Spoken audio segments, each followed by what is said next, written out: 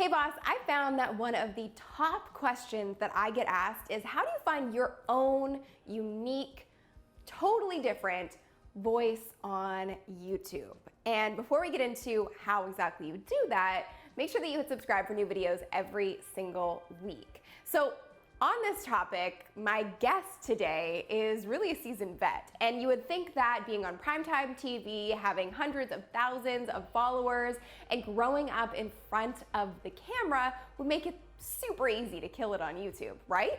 Well, actually, wrong.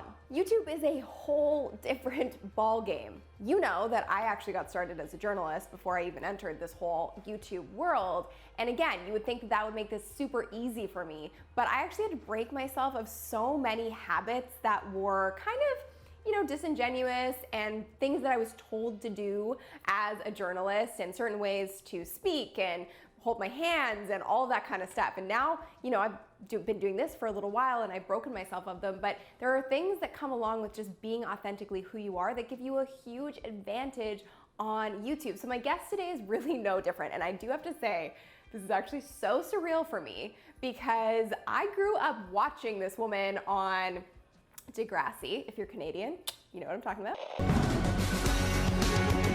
And yes, Drake was in that show too. And she was on 90210, which I also loved that show. So when I saw that Shenae Grimes Beach was in my program, YouTube for Bosses, I kind of freaked out a little bit. And now I've been lucky to have a couple of conversations with her. And truly, she is such a wonderful human. She's so driven, so determined, and is really finding her own voice on YouTube away from, the spotlight and the limelight of being in Hollywood, which I have such mad respect for. And she's really growing. So I was so happy to have this conversation with her, and I wanted to post the full-length interview for you guys to watch because I know that it's gonna help you find your own unique voice. So without further ado, let's get into the interview with the one and only Shenae Grimes Beach. The Sunny Show.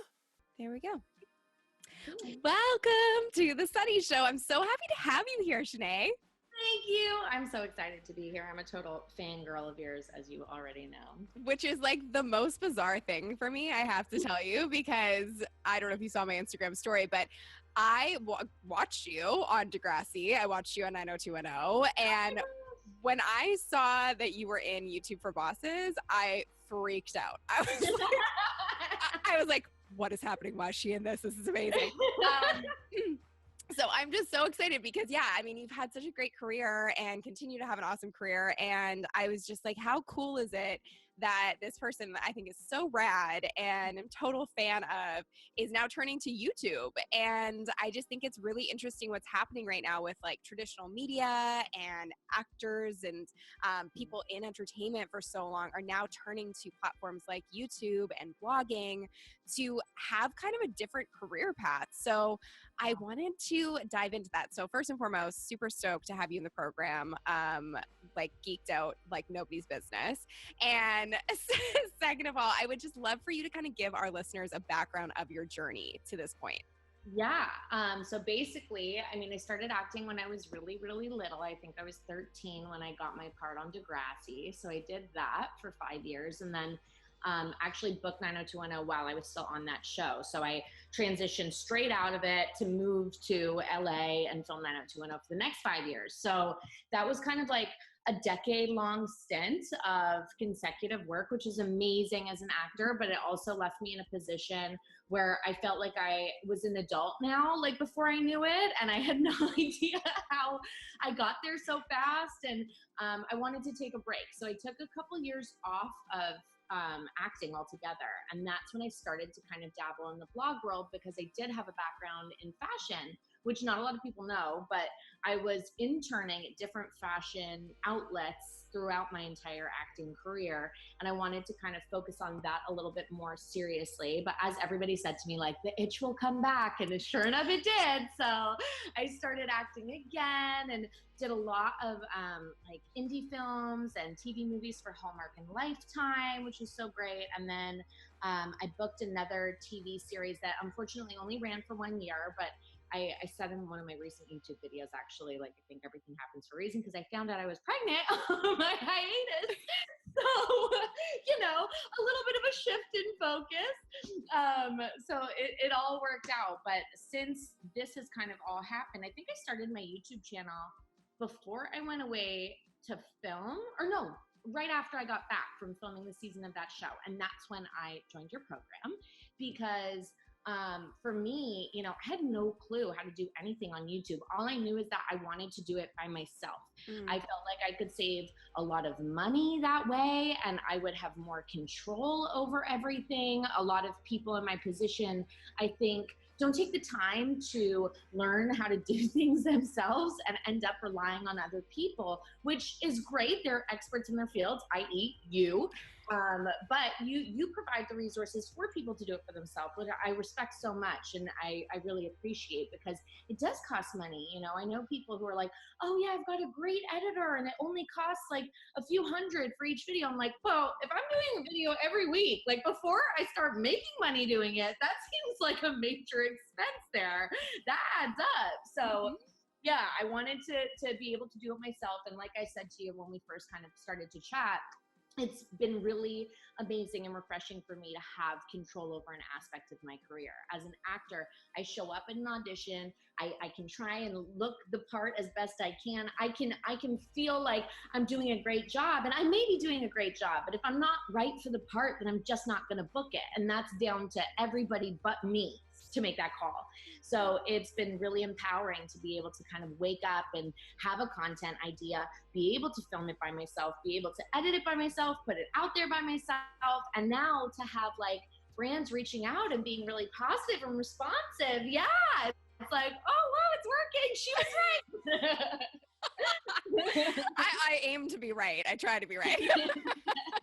That is so awesome. And yeah, I mean, I've been watching your following grow on YouTube, and it's just so awesome because you really have built a tribe. And I think why I like you so much, and I think you're so rad, is that you are so real and relatable. And that, I think, is a big differentiator between playing a part and building a following on social media, is that people want to follow people. And you have been so transparent through your entire journey about everything that's happened. And I think that's why you've built such a dedicated audience. What do you think have been the biggest factors to the growth and to attracting brands? That's a great question. Just because I definitely am glad you brought this up, because I wanted to touch on that. You know, I feel like I've just started to kind of find my audience and find my voice as well. And I think when I started, you know, in your program, you often say about authenticity and how important that is. And as an actor, especially someone who's been in the public eye and in tabloids and all that stuff, like, you train your brain to not be your authentic self. You know, you try and project a certain image the whole time, and stylists are making you up, and makeup artists and all that stuff. So it's like kind of reversing the way that your brain works to actually be your authentic self. And I was doing a lot of research and looking at YouTube. I'd never really explored YouTube, and seeing what videos people who I felt fell in a similar category to me were producing, and going, okay, well, that really worked for them, so I should do that. And I should do this, and I should do that. And at first it was like, okay, people are interested a little bit because I do have somewhat of a social media following and stuff, but it wasn't connecting long term. And it wasn't until I actually started talking about my pregnancy, and I announced that, and I started to do, the first video I did was like a 24-week update, and I just kind of like rattled on about all of my symptoms and everything I was going through. And people responded so well. And then the video that I think you reached out to me after was the melasma tutorial. So it was still a makeup tutorial, but it touched on an insecurity of mine and trying to kind of like own that insecurity. And it was amazing, the response. I mean, you reached out to me, friends of mine who were like really successful actors and have huge followings and all this stuff were reaching out to me, like it resonated with them. So that was really cool to see. And I was like, okay, that's my authentic self. It's not just doing the beauty tutorials. It's not just being edgy or whatever, which is something I've kind of been like brushed with for my whole life. But it was just like talking to people, and just that's it. And like it blew my mind that like people really responded that well to just like talking at them. And Yep. what I thought. So I think that's it, you know, like that's when it started to kind of click with everybody, and it started to click with me too. Yeah. Well, I think what's really interesting is I think you actually said that in the beginning of that video. You were like, I'm just going to kind of talk at you. and I think it's really fascinating because that there's something to be said about things that are really kind of like touching you in the present moment. If you're going through something, guaranteed there are other people in the world going through the exact same thing, and they just want to have someone they can relate to.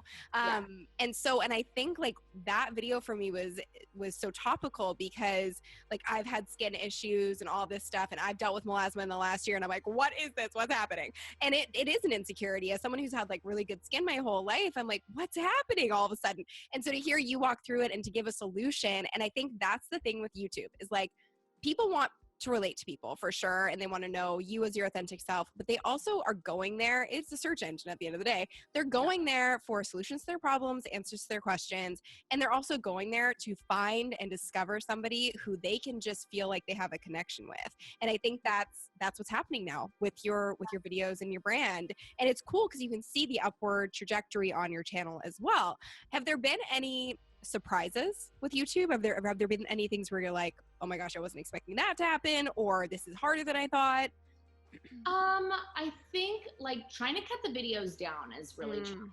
That's a challenge that, you know, and you see videos out there of successful YouTubers and they're 35 minutes long, 20 minutes long. But I remember, and I still have a folder with all of the notes from your program on my desktop that I reference regularly.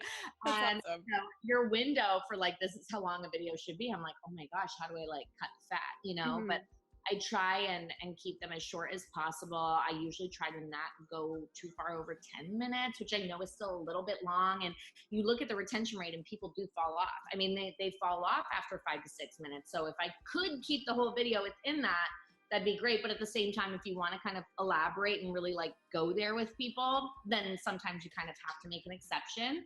The other challenging thing I think is just like coming up with content ideas. Every week, like that doesn't sound like a lot because we post to Instagram and stuff like that every day, but to come up with something that, you know, is interesting and engaging and is going to get people to click and watch it's harder than it sounds.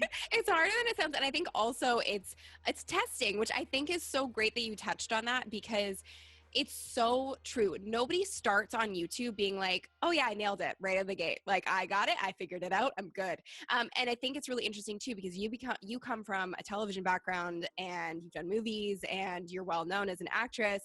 And for me, I came from a reporting and television hosting background. So people are like, oh, it's gotta be easy for you. It was actually harder, I think, because I too had to reprogram my brain to be a normal person and to not talk like a newscaster and be super polished. And so I think it's like it's understanding that you're not going to knock it out of the park on round one, and that's okay. And it may take you years to figure out what your true voice is. Like I have friends who have been doing this for years and years and years and don't take off until year 6. And like that's a long journey, and it can happen faster sometimes, but it really is paying attention to the clues of like, what are you going through that could resonate with somebody else, and then doing the research around that. And I think it's really cool for you because you have done everything from day one. So you have tested all of it, like from filming to editing. So when you are ready to hand it off, you now know what you want and you know the look and the vibe that you're going for. Do you think you'll hand it off at any point? I don't know. Like, I think if I got another show and I had to go and film another series, I would want to keep this going. Like, my blog completely fell off when I was doing the last season of my show because when I film, I work 14, 15-hour days. So there was just no time to do anything. And at that point, I think you definitely need somebody else to step in who can just like set everything up. Oh my gosh, somebody's at the door. Frankie, come here. That's okay, we can edit this out. You go ahead, you need to go. Sorry, oh my gosh, it's totally fine. Don't even worry, we'll just edit all of this out. It's so fine. So I think I'll definitely have to have somebody at that point just be able to like set it up, come up with like help me come up with content ideas, be able to do the editing and that sort of thing, like all the extra stuff. I think that will make it like manageable. But we'll also see like what motherhood brings, because I don't know if I'll be able to do it all when I've got like a little kid attached to my head. So. Yeah, I mean, it's very exciting times. It's kind of crazy. I think it's interesting though, because I was talking to Peter Hollins, who's like a really big music YouTuber. He's got millions and millions of followers. I think he's at like 2 million plus. And he was talking about how beneficial it was for him to do everything in the beginning. And now he's got a team of people who help him produce every part of his video. But he's like, if I didn't know how to do it, then I didn't know how to manage people. I also didn't know how long things should take. So I couldn't say like, oh, you're taking a little long on that. Let's speed up the process or whatever. For sure. That's a really great point, actually. Yeah. I have it down to a science like you do. Like I watched your editing, like tips and tricks and all of that kind of stuff. I'm like, I don't know how to like do little sound bites, which is something I know I need to get better at, because I just basically turn on the camera and let it roll until like I run out of wind. So, like, and then it's like flashing at me like it's divided your clip into like 4 different parts because you've been talking so freaking long today. But that's good. That's why people like you. I swear that's why people like you. You're so natural. And all that stuff it just comes, and it comes as you find your style. Like, and I think that's what's cool about what you're doing is you've really found your voice. You've really found your style on YouTube. You mentioned it's kind of turned into its own career, which is so great. What have been the biggest benefits of starting a YouTube channel? I think for me, actually, like I've been collaborating with other people, and now I feel like I'm actually finally a little bit a part of this blogger influencer bubble that it really took me a long time to break into, because like I said, I have technically been blogging for quite a long time, and these girls have been like in the game for years, and like you said, some of them started on YouTube 6 years ago, and now they have over 100,000 subscribers like you do. And I think I also thought that would happen a lot easier. Like I remember talking to you and being like, listen, I want 10,000 subscribers at minimum in like a month. And like setting realistic goals for myself is definitely important. And I've learned that the hard way as well, but it's good because it totally makes you like earn your stripes and stick with it. Because I would talk to these other bloggers and say, blog traffic is not, my highest platform, but I know that it's important to brands because they want a whole slew of photos. They want like long form copy and text, et cetera, et cetera. So it is important to have, but I said, what is your most fruitful outlet, like money-wise, financially? And every single one has said YouTube. And so I was like, okay, like, I mean, it's a slow burn here for me. And they're like, just stick with it. If you can stick with it, it's worth it. And, I think for me now, I'm not seeing income come from YouTube per se, but having that there as an outlet, I think just shows people what I'm capable of. And I can feel that momentum building now finally. And have you done work with brands thus far with YouTube? I have done a little bit, nothing compared to what I do on my blog and Instagram, but it's like I said, the momentum is definitely there. I'm definitely having people now reach out to me. The money is always like the issue because like I said, I do everything myself, and negotiating for yourself is like really awkward. It's so bad. So that I think is where like my first kind of team member will come into play, is having somebody involved in the process to kind of like take that, like be the middleman there. Yeah, that's always a good idea because there's nothing more awkward than negotiating for yourself. It's like you have to have like an alter ego in order to do it. I can't do that. I can't, but like I said, I've done a little bit of brand sponsorship, and more than anything, it's just like kind of being able to showcase to brands what I would be able to do for them by creating the content that I create. Yeah, and I think it's great that you do see this as like, it's a bit of a long game, but it's also like your friends have said, one of the most fruitful outlets, because you can do an Instagram post, but it's not necessarily going to live there forever. It has a way shorter lifespan. Same with blogging, like it's awesome, but it's going to be a shorter hit of virality. Whereas YouTube lives forever, and people continue to discover you and your content and continue to discover the brands that you're working with. And it's longer visual content, which is so appealing to brands.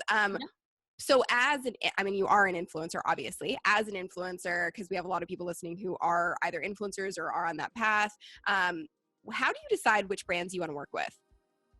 For me, I think it always comes down to brands that I kind of can organically align myself with. Obviously, beauty kind of comes up first and foremost, purely because I'm a beauty junkie. Like, my husband comes on Sephora trips with me, and like his mind is blown when we get to the cash register. I'm like, yeah, this is it. This is an investment in myself. Okay, I love it, love it, love it. So getting to play with different makeup lines, hair product lines, skincare lines, all of that stuff is just fun for me. And I think if you're excited about the products that you're getting to try, then that's going to read as, like we said, authentic and organic, which is always important. And now with the whole like mom thing, you know, that opens up like this whole other category that I know nothing about. And I think getting to kind of explore and experience that whole category for the first time with people is really exciting for them too, because it's like fun. We get to be a part of this journey together, and I get to kind of test and try everything before they make the investment in it for themselves. Totally. And it becomes that piece of, that's why influencer marketing is so powerful. It's because people want to hear a suggestion from their friend, not necessarily a company anymore. Like, that's what's shifted, is that people are going to trust you, and they do trust you because of the content you put out there that's very authentic to who you are. And so if you're saying, oh my gosh, I'm obsessed with this foundation or whatever it might be, they're going to be way more apt to buy it. And that's why it works so well. Total side note, but your video you did with your husband where he did your makeup is amazing. And if you want to go watch that video, I'm going to put it in the show notes, because it really does show that you love makeup so much and you love beauty. And he's like, what is this? I know, bless him. And he's so, like, he was so awkward. Like, he just did not even know what, he was like, I don't understand. Everyone in the comments was like, you're telling him what to do. Like, that's not the point. I'm like, this poor guy is so lost anyway. No, like, pointing him in the right direction is going to help him. Oh my gosh, that's so good. So I guess my next question is, there's so many people out there. I feel like this is just like the beginning with YouTube of people diving into it and tapping into it. And really becoming creators and we're watching people like Will Smith come on board and kill it. It's amazing. So if there are people who are listening right now who maybe are in TV or acting or whatever it might be, what would be, like, if you could go back and tell yourself something about starting this journey, what would be your best advice? Oh my goodness. I would say, stop looking at what's out there. Like, it sounds like such a contradiction, because you want to know what keywords are trending, what challenges are trending, what content people are interested in, what's most searched, blah, blah, blah. You want to know all of that information for sure, but don't base your content on that information, because it just didn't work for me. Like, it really just didn't. And I think, like I said, it's really about retraining your brain and trying to, get rid of any kind of like guise that you would instinctively try to put on and put out there because of you being a public figure. I think a lot of the times when I see other actors who are doing this kind of stuff where they go wrong and then where some of them go right, is like, some of them are just afraid to like literally wash the makeup off. You know what I mean? Because they want to look perfect and pretty the whole time, and they want to be on this pedestal, and they want to project this ideal of, look at the perfect glamorous life that I lead, which, I'm an insider, I can tell you, is not the case, and I know a lot of these people, and it's like, oh my gosh, if you just like were actually yourself and actually talked about real things that were going on in your life, I think people would respond so much better, So I think that would be like the number one tip for me, is to, just stop trying to be something that you think people are going to like. And understanding that just because something worked for one person's channel doesn't necessarily mean it's going to work for you. And I'm curious on that note, because it's been something that I've really noticed in the last year for myself, because when I got into this, I didn't know anything about YouTube. I stumbled upon it and started to create my own process around it, but I didn't know who was in my space. I didn't pay any attention. And then I think you start to get growth and you start to get compared to other people or whatever it might be, and then you start to look and consume. And I've actually started in the last 6 months to a year, I don't consume anything anymore. Like, I'm not looking at anything really anymore, because I noticed it infiltrating my thought patterns and the content I was creating. Did you find that for yourself? Yeah, definitely. I mean, I would look at, especially because there are girls like Ashley Tisdale and Shay Mitchell, like girls that are my peers in the acting space. And I'm going, okay, they're peers in the acting space, so therefore they'll be my peers on YouTube. And you know, what are they doing? And blah, blah, blah. And the way that they do things is not a way that I would instinctively do things. And it's not what works for me, you know? Like, Shay is so glamorous, and her Shaycation things that she does, and traveling the world, and, you know, vacationing on yachts and all of that stuff is like, oh, amazing. Like, sign me up. But, you know, like, there's no way, like, that is not within my realm of reality. Right. So, you know, it's so inauthentic to me. So, you know, trying to kind of differentiate that and just like step back and go, you know what, just because they did it does not mean that I should feel pressure to project myself in that same way, because we were both on long-term TV shows. Like, no, you know. Right. Yeah, totally. And I mean, it's interesting to hear you say that, because I think a lot of people are probably looking at you thinking like, we got nothing to worry about. You've got like great career and influence and brands and da da da da. But I'm telling you, like, every single person on the planet, whether they have a massive following or they're just starting out, feels that same sense of comparison. And how can you not, when you're being fed a stream of it all day long? Totally. So kudos to you for really like finding your own path and finding your own voice in doing this. So for content moving forward, as you become a mom, which is very exciting, what are you going to be focusing on? Is there going to be a change in the trend of your content, or how are you differentiating the content that you're doing moving forward? Is it going to be in the same vein? I think for me, like, I love to do the beauty stuff so much. And it's something that I notice, like, people don't respond nearly as well to my beauty content as they do my pregnancy journey content. But it's something that I'm going to keep up just because I love to do it so much. You know what I mean? And I'm not claiming that I'm a makeup artist, but I have had my makeup done by professional makeup artists for like 15 plus years now. So I've learned a lot along the way. So that is content that I will do, but I think it's going to be more purpose driven, because that's what, you know, I definitely took note of with the melasma thing. It was like, that was totally purpose driven, and it was like based in a very human, you know, not professional way. Like an amateur looking at themselves in the mirror going, oh my God, like, this is my issue.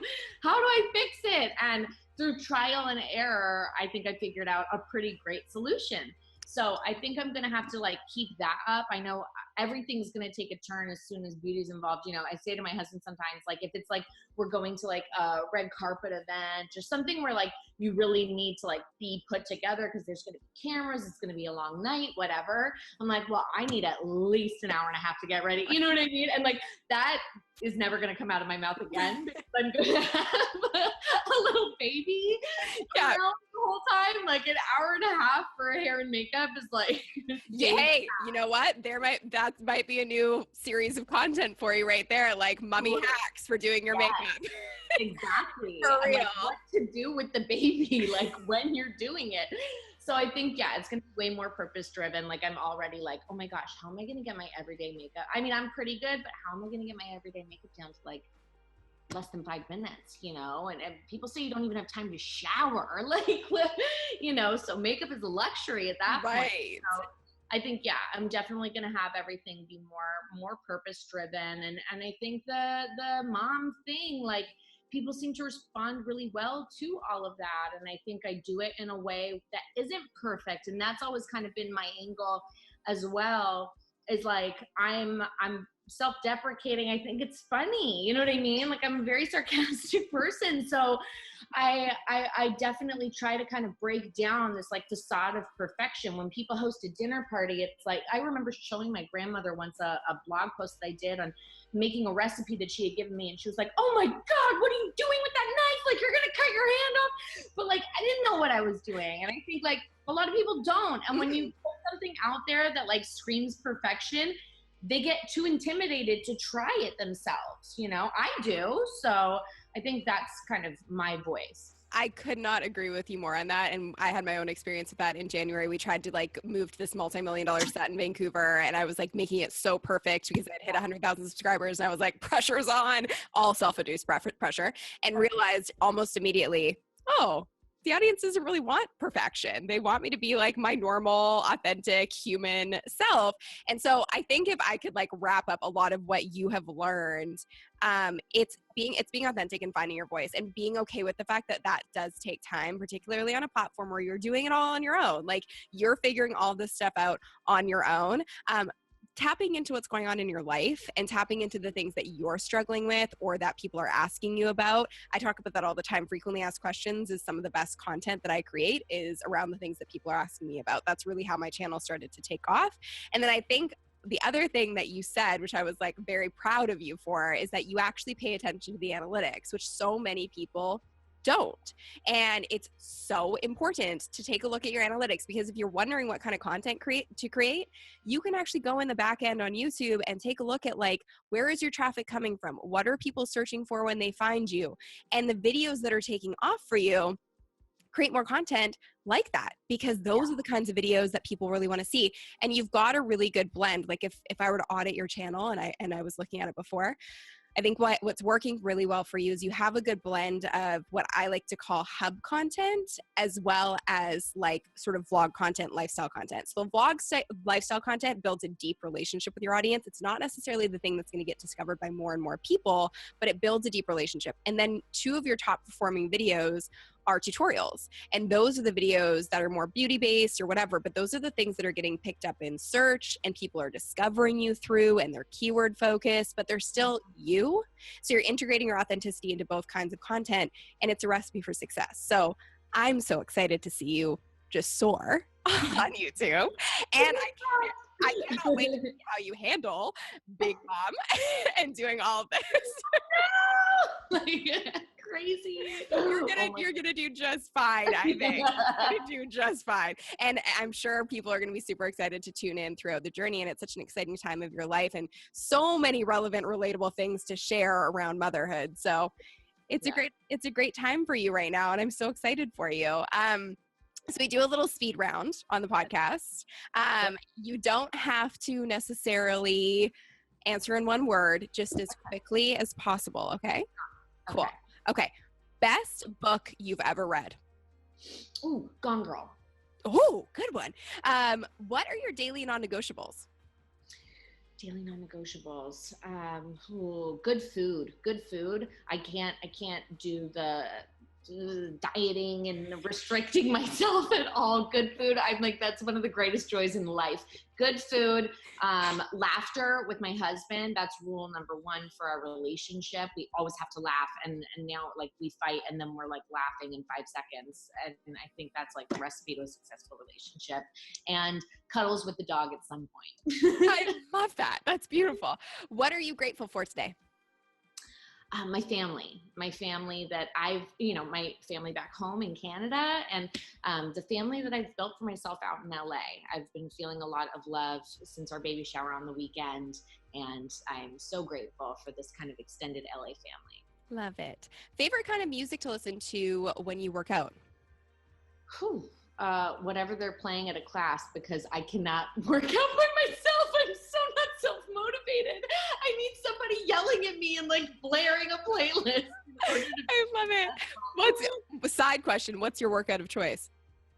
I like bar, and I like spin, and I like yoga when I'm not too huge to do yoga. Perfect. If you like being yelled at in a class setting, I've just started doing Orange Theory. I highly recommend it for like when you can. Yeah. It's really good. Super efficient workout. Best advice you've ever received from a mentor?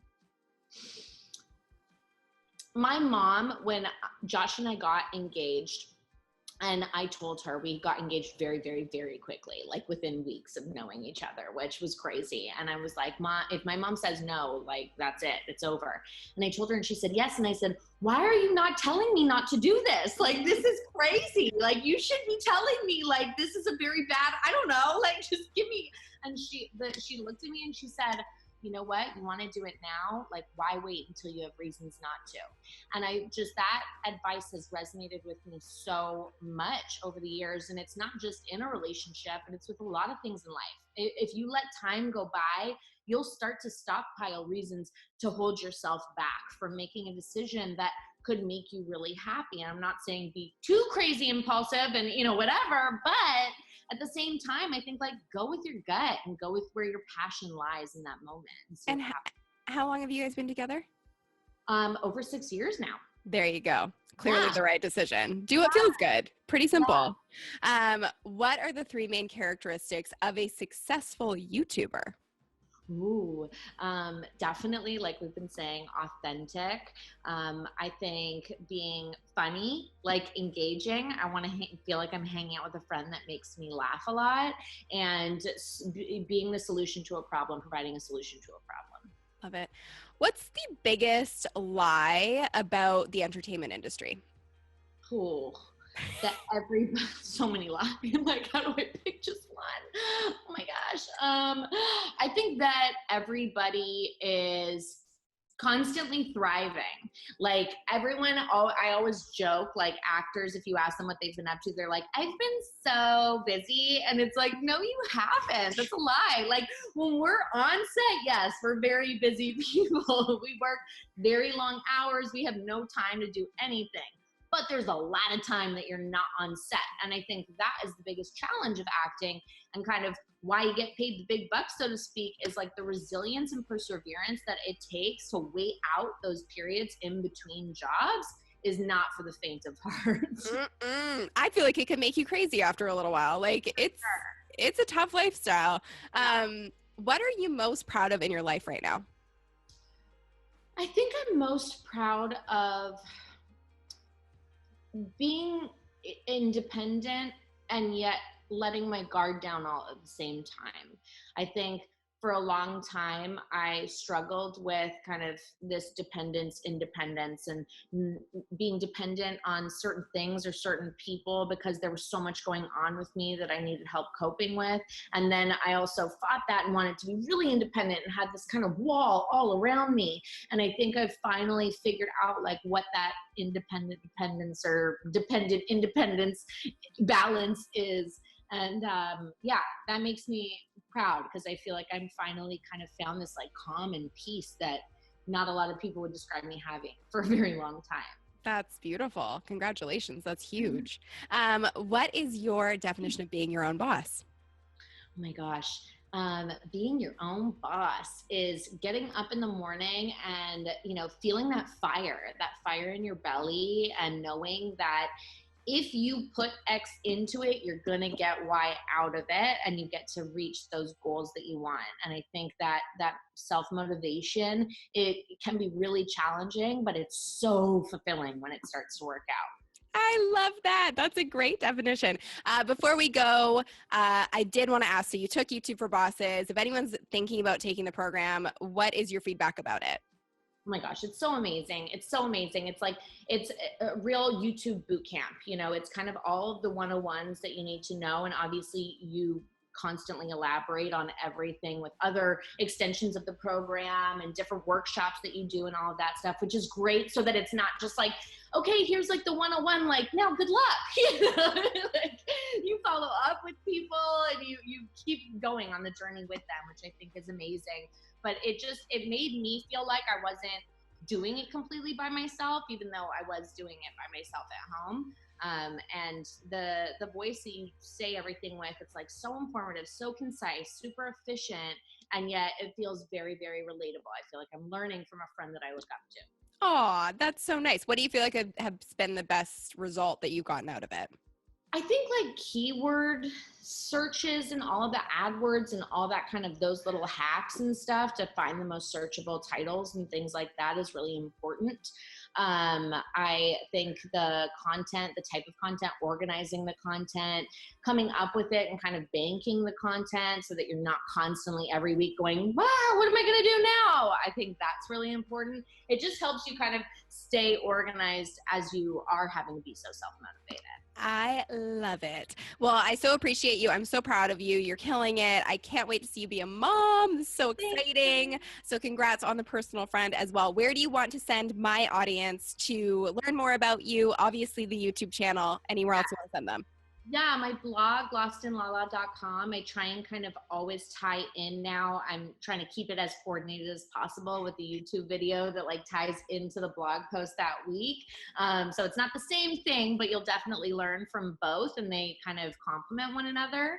And obviously my Instagram at Shenae Grimes Beach for like super candid moments. I'm starting to get into the IGTV world and be way kind of less polished and less organized than I am on YouTube. So if you kind of really want that like insider hangout vibe, then you can join me on there. I love it. Well, thank you so much for being on the podcast. I'm sure my listeners, oh my gosh, my pleasure. This is such a fun, cool moment for me. So being a fangirl for so long, you're just amazing. And I think it's really cool because most people are like, oh, don't meet the people you look up to or don't meet the people that you're fans of. But like, I'm so glad we met and you are a lovely human. So congrats on that.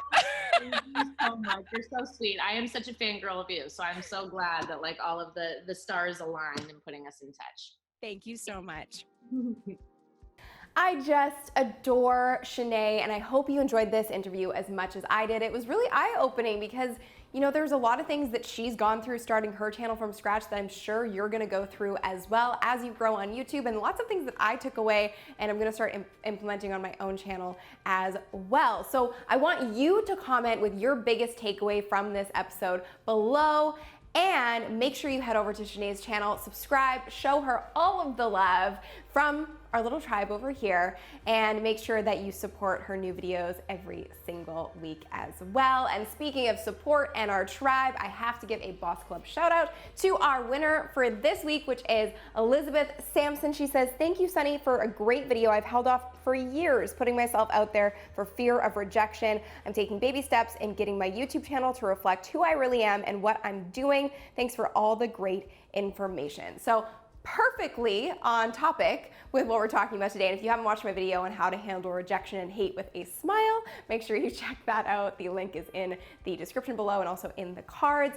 And as always, if you enjoyed this, make sure you hit that like button below. Be sure to share it with someone who needs to see this. And if you're interested in growing your YouTube channel and your business and brand leveraging YouTube, sign up for my masterclass below in the description. It's all about how to 100x your subscribers and double your revenue in the next year using YouTube. And the reason I say that is because that's what I was able to do in my first year on YouTube, and it's continued to grow from there. So I can't wait to see you on the masterclass. Thank you so much for taking the time to watch. Can't wait to hear what you thought of this interview with the wonderful and beautiful Shenae, and I will talk to you guys really soon.